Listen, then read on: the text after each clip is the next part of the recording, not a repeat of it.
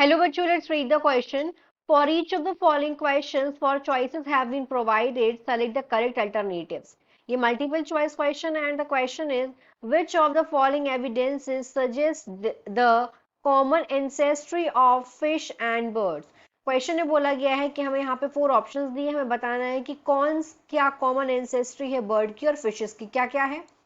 Presence of fins and wings, presence होनी चाहिए fins की और विंग्स की. B is same excretory product in fishes and birds की, जो बर्ड्स और फिशेस उनके पास सेम एक्सक्रिएटरी प्रोडक्ट होता है उनका. C is same respiratory organs in adult organism, कि जो रेस्पिरेटरी ऑर्गन है वो सेम होगा अडल्ट ऑर्गेनिज्म में. D is similarity in embryonic structure, जो एम्ब्रॉयनिक स्ट्रक्चर है उसमें सिमिलैरिटी होगी. Here are 4 option. A is A D, B is D only, C is A only and D is B C. तो सबसे पहले यहां हम देखेंगे इस क्वेश्चन का की concept.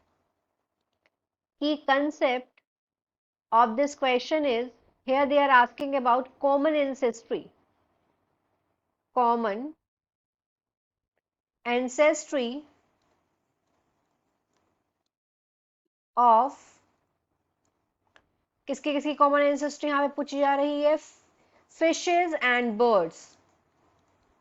Fish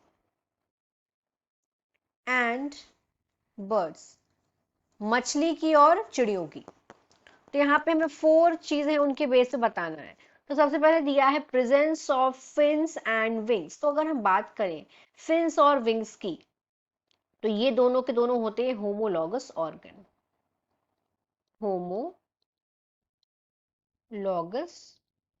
organs. Homologous organ कैसे ऑर्गन्स होते हैं?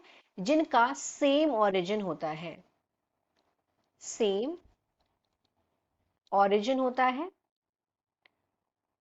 लेकिन इनका सिमिलर ओरिजिन भी होता है और बेसिक स्ट्रक्चर भी सेम होता है. Same origin and same basic structure. लेकिन अगर हम देखेंगे विंग्स में, विंग्स और फिन्स, चिड़ियों के पंख और जो बर्ड्स होती है उनके फिन्स, उनका ओरिजिन सेम है, इनका बेसिक स्ट्रक्चर भी है. बट लेकिन इनमें डिफरेंस क्या है? इनका अगर हम फंक्शंस की बात करेंगे और अपीयरेंस, दोनों डिफरेंट हैं but differ in external appearance. इनकी अगर हम एक्सटर्नल अपीयरेंस देखेंगे तो वो अलग है, और अगर हम इनका फंक्शन देखेंगे एज वेल एज फंक्शन, ये भी अलग है. तो अगर हम बात करें विंग्स ऑफ बर्ड्स, तो अगर हम देखेंगे जैसे विंग ऑफ बर्ड, बर्ड्स की अगर हम विंग्स को देखेंगे और पैक्टोरल फिन्स देखें, अगर पैक्टोरल फिन्स फिश के, किसके? मछली के, फिश. तो ये एक एग्जाम्पल है. This is an example of or an example. ये किसका उदाहरण है? होमोलॉगस का, ऑफ द सेम. तो ये दोनों तो हो गए होमोलॉगस के एग्जाम्पल, मतलब इनका ओरिजिन सेम है. तो ये तो बात हो गई कॉमन एंसेस्ट्री वाली, presence of fins and wings. अब हम सेकंड पॉइंट देखते हैं, same excretory product in fishes and birds. तो क्या फिशेज और बर्ड्स का अगर हम एक्सक्रिएटरी प्रोडक्ट देखेंगे तो क्या इन दोनों का एक्सक्रिएटरी प्रोडक्ट सेम है? नो, बिल्कुल भी नहीं. अगर हम बर्ड का एक्सक्रिएटरी प्रोडक्ट देखें, इसका एक्सक्रिएटरी प्रोडक्ट होता है excretory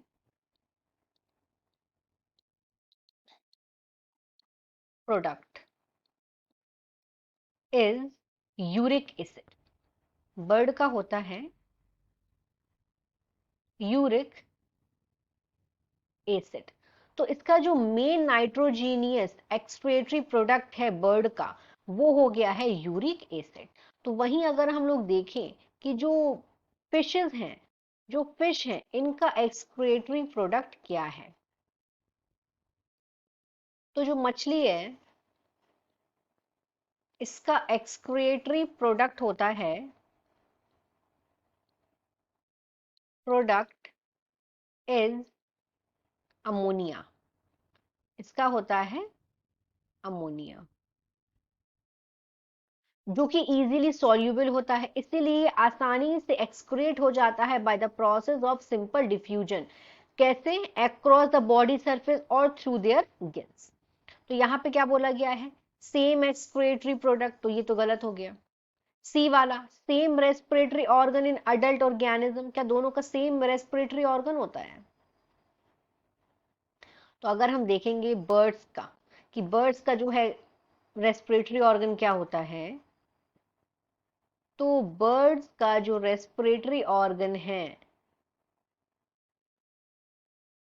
रेस्पिरेटरी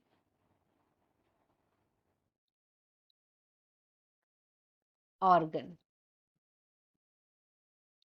इसका होता है is a pair of lungs, इसका लंग्स होता है। तो वहीं अगर हम बात करें फिशेस की, मछली की, तो इसका होता है रेस्पिरेटरी ऑर्गन इज गिल्स, इनके होते हैं गिल्स। तो ये वाला पॉइंट भी गलत हो गया, this is also wrong. D बोला गया है similarity in embryonic structure, yes this point is correct. How this is correct? क्योंकि अगर हम लोग देखें, एक थ्योरी है और उस थ्योरी का नाम है रिकैपिटुलेशन थ्योरी, रिकैपिटुलेशन थ्योरी। ये थ्योरी किसने दी थी? अर्नेस्ट हेकल ने दी थी। इस थ्योरी के अकॉर्डिंग क्या होता है, इसका मतलब क्या है? Ontogeny repeats phylogeny, phylogeny.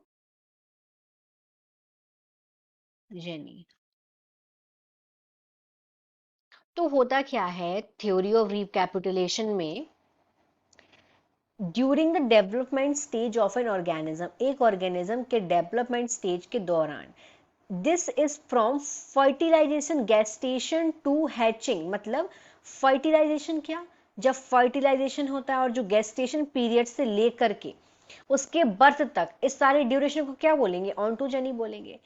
जो स्टेजेस होती है उसके डेवलपमेंट की, ये पूरी की पूरी मिलती हैं उसके इवोल्यूशनरी एंसेस्टर से, मतलब फाइलोजेनी। तो ये चीज जो है ये रिकैपिटुलेशन थ्योरी है, मतलब similarity in embryonic structure, yes this is right. So what is our right answer? Our right answer is a, the final answer is a, क्योंकि यहाँ पे ए और डी यहाँ पे दोनों पॉइंट सही हैं। Final answer is a. Hope you understood it well, best of luck.